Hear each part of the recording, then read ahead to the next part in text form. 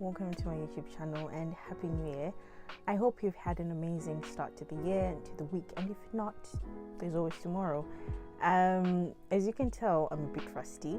It's been a while since I've been in front of the camera, but fingers crossed I'm going to be more consistent this year. Last year, I think I last recorded a video in like September, August, but I'm hoping to be more consistent, being an Afro blogger, award-winning reviewer. I think I can have to.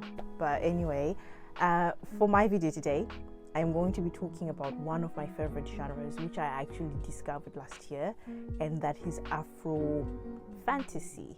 And all of these, I read them last year when I wasn't doing any videos. So as you can see, I was quite busy and I just liked escaping. So I'm going to be talking about this, talking and also reviewing them.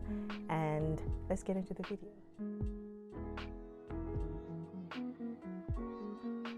So book number 1 is Children of Virtue and Vengeance, and that is by Tomi Adeyemi.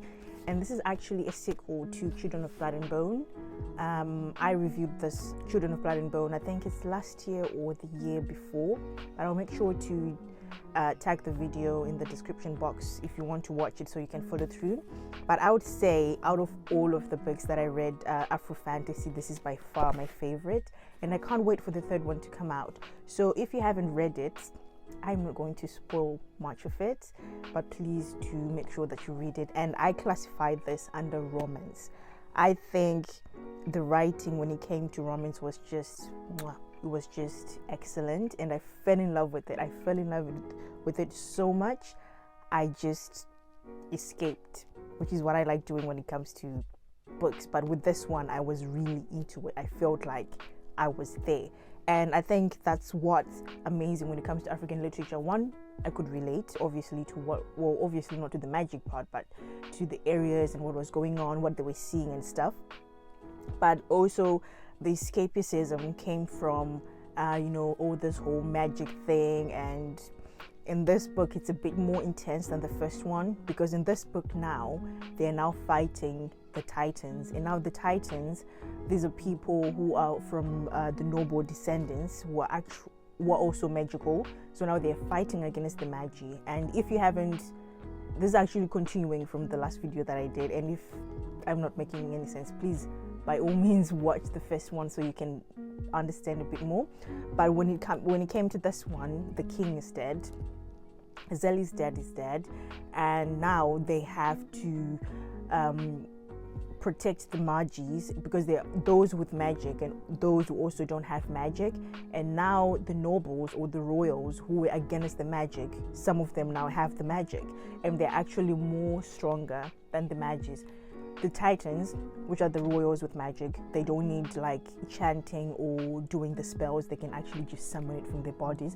Unlike the Magis, which is like Zeli and their clan, they need to actually do the spell for them to be able to, perform magic. So that was actually very intense, because you're like, oh yeah, they're fighting for justice, but now they're being met by this stronger force which is against them too. And they're also using something which they were saying, is bad all along. Now they're using it to their advantage. So that was very intense. And I also love the love story. The love stories in the books, like for me, they just did it for me. I just wanted to escape. I'm so happy I'm not the only one, because I remember on Twitter there were so many people who were talking about, escaping. If you want to find romance, you can actually find it in books, and I was so happy I found it in this one. I think I raised my expectations too high for that, but anyway, I'm a creative, it tends to happen. But I'll highly recommend this if you want to escape, if you want to read something completely different. Like I said before in my last video, this is more to do with people who like Avatar. If you know, like Avatar, the last Airbender with Aang and Katara and stuff, it's kind of like centered around that, because the author was saying that kind of was the inspiration, and also the injustice in the world and all of that. So it's a combination of, people with superpowers, or not superpowers per se, I would say magic. It feels like there's a difference there. So people with magic, there's romance, there's betrayal, there is just so much that will evoke your emotions. and it's not a book which you need like to concentrate a lot. You know, it just flows. It's just flawless. You find yourself engaged in it. So if anyone wants to find like African romance besides Love and Color, one of my favorite obviously, I would probably say this one.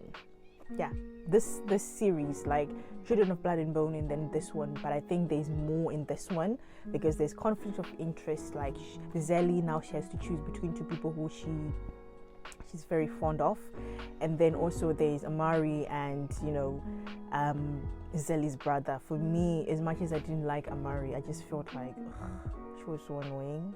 Not annoying per se, but I understand she was a princess and that's how she grew up, but I was just like, come on, can't you see what you're doing wrong? But that's fiction. That's fiction for you, and I love that it evokes those kind of emotions. So if you're looking for something along those lines, romance, adventure, fantasy, this will be my top pick for you.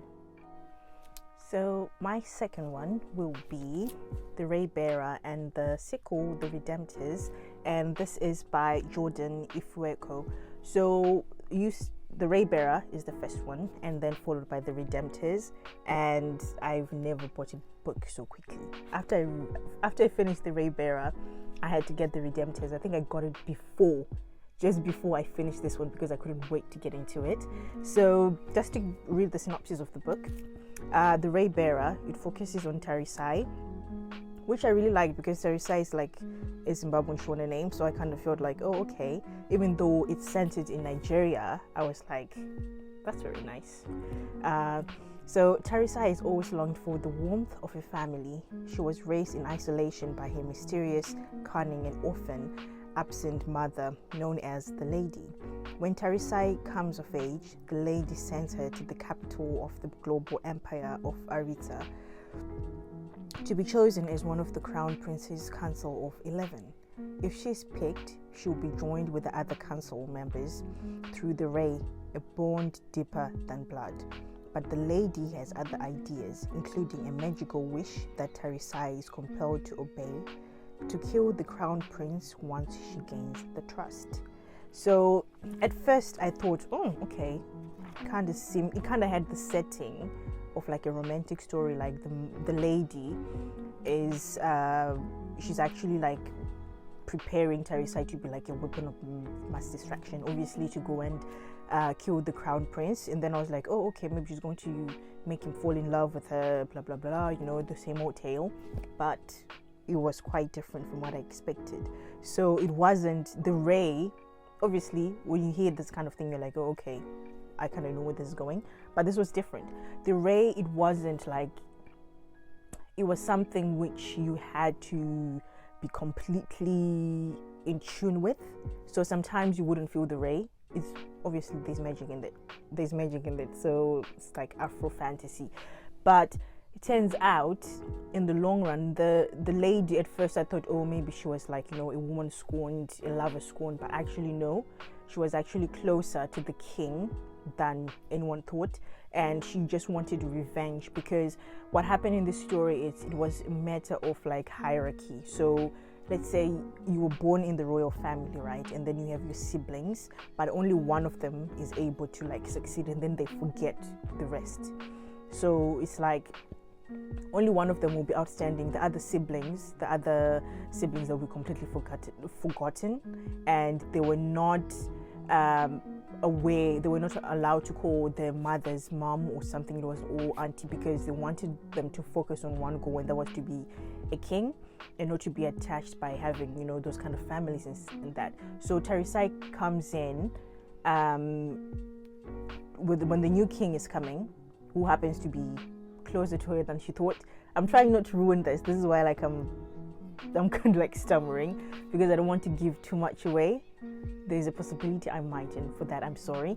But in this book, it's a journey about how Tarisai ends up finding out who she is, because she was set in isolation. She didn't have anyone, and she later on realized that she actually had magical powers, and she never got to see her mom and she longed for her mother's love so much that she would do anything for her. So I think the mother, the lady that is, she kind of used that to prepare her so that when the time came, she would ask for what she wanted, and she knew Tarisai would do it because she longed for her mother's affection. But as time goes on in the Redemptors, that's when you understand more of the lady's story, where exactly she was coming from. And I understood. I don't condone it, but I understand where she was coming from and why she thought she had to do what she had to do.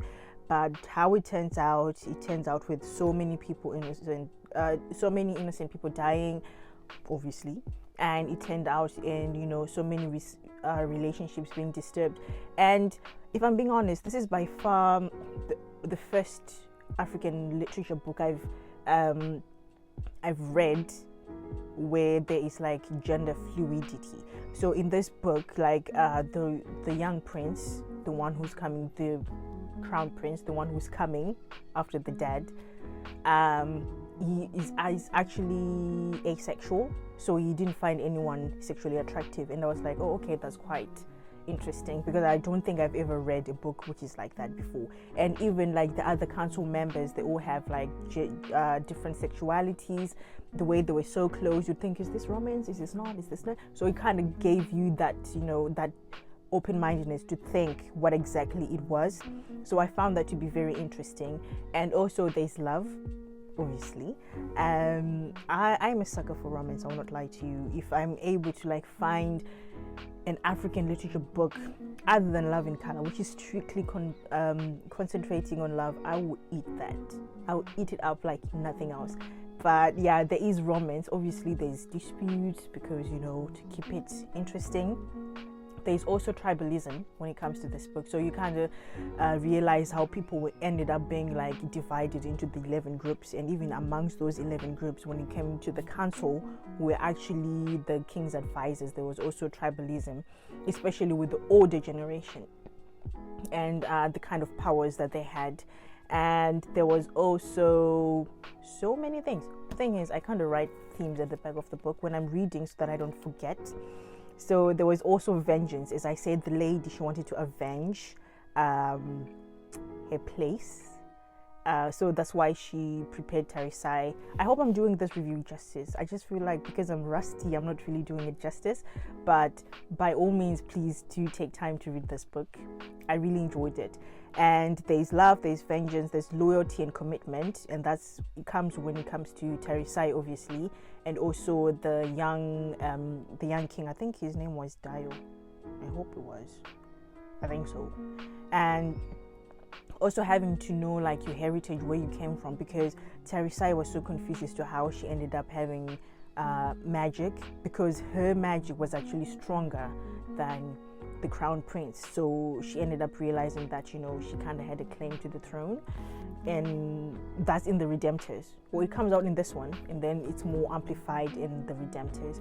So by all means, take time to read this book. It's a series. It's not it is large print, so you'd think it's good. I hope you can see that.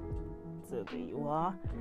The print, they're quite big, so I know people are very hesitant when they see books like this, but because the story flows, it was kind of good. So I'd say this is my number 2 when it comes to the fantasy series that I was reading. So last but not least, we have Daughters of Neri and the sequel to it, which is Descendants of the First. So this is by Reni K. Amayo, and it took me a while to get into this, but because I was in the zone, I was like, yeah, I need to keep reading. This is the thing with being a mood reader. Sometimes I'm like, I don't feel like reading it, but I had to, because I was in the zone. I was like, okay, I need to take advantage of this. But it kind of wore off when I was finishing this, because I think I finished this like 2 days ago, but I'm still proud of myself. I think I did great there. So the Daughters of Neri, it kind of has like an element of truth to it, in the sense that it's set in modern day Nigeria. And back then, I believe the culture, I'm not sure which tribe, I don't want to misspeak or, misquote anything, but I know when it came to twins, they would get killed because they were believed to be unholy or some kind of evil spirit. But with this, it kind of circles around it, because they were believed to be the descendants of the first, who was like the first mother. So the current king who was there, he was making sure that all of the twins were getting killed. But this goes, that's Sinai and oh gosh, I know her name. Nala. I'm sorry. Sinai and Nala. They were separated at birth when they were very young, and in this first book, it focuses on their different lives and how they end up realizing that they actually have like magical powers. And I liked the tempo of it because she was switching like from Nala and then to Sinai, Nala, Sinai, Nala, Sinai. So it kind of gives you a view exactly of who exactly they were, who they were living in, and when their roads crossed. And as I said, it took me a while because I was expecting a lot of romance, Sunni, but it comes later on in the Descendants of the First. It's more intense in the Descendants of the First, but obviously it's not as intense as in Children of Blood and Bone. I think for me, Children of Blood and Bone and Children of Virtue and Vengeance, it's something I yearned for when I was in high school. It kind of has that. So I think because the reason why I thoroughly enjoyed it now was because it was something that I'd been lacking for a long time. But not that I'm saying that these ones are not as good, but they're different, which is very good because you kind of have the best of both worlds. This one focuses on the twins and how they end up meeting, and they didn't really gel as much as they were twins. They didn't know they were twins, but they just knew they looked alike. They knew that they were drawn to the mother's crystal. They knew that they both have magical powers. And Nala, who was like strongly minded, so they're two different personalities, which I kind of like mirrored when it came to Zeli and Amari.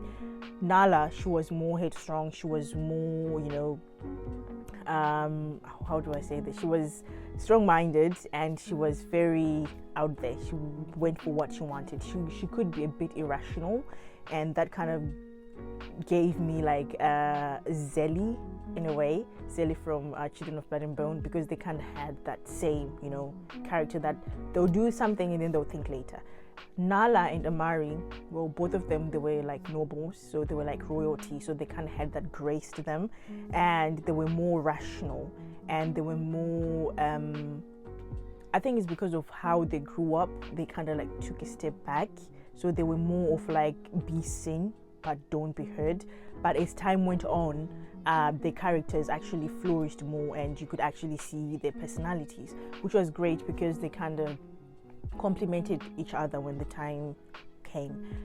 So in Daughters of Neri, as I said, we get to know the characters a bit more, their background. And Nala, she was actually she started seeing visions, and she started seeing things the day of her wedding, and she was to get married to this guy who was loved by so many girls in the town, but for her, he just felt like it was not for her.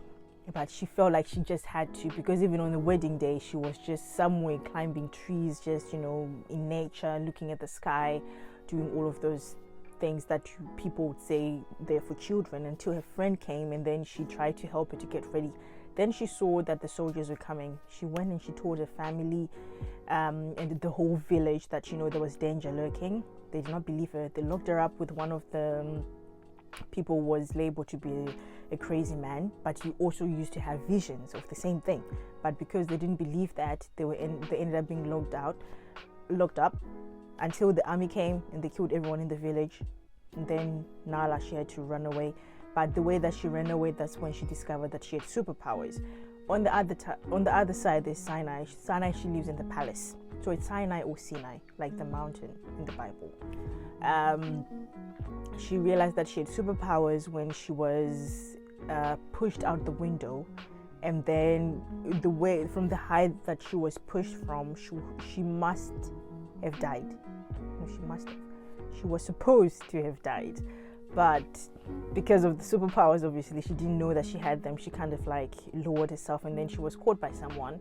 The same someone was the person who was in the army which killed Nana's family, so they kind of had him as like a center point of he was the person who kind of brought them together, not together in a way that he wanted, but for them to actually end up meeting, because Nala wanted vengeance and then Sinai, she wanted answers.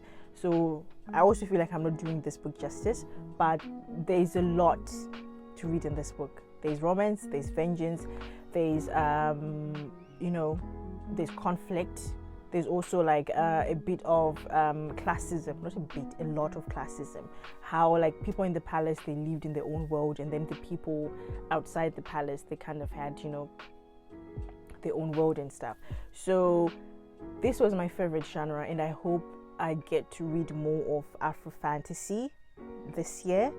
And I'm hoping to like review the books that I was reading as I was in a slump when I didn't feel like sitting in front of the camera and recording videos. And I promise as time goes on, I'm going to be more comfortable sitting in front of the camera. Today I was just a bit, I just had to come out here and try to be as consistent as I was at the beginning of the year. But I hope you get these books and you enjoy them. And when you have, I'm open to discussing these books. Fingers crossed my mind will be, more focused.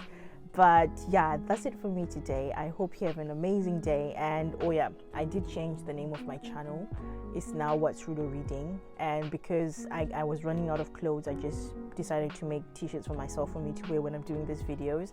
So yeah, we're now What's Rudo Reading and the home of Afro-Lit.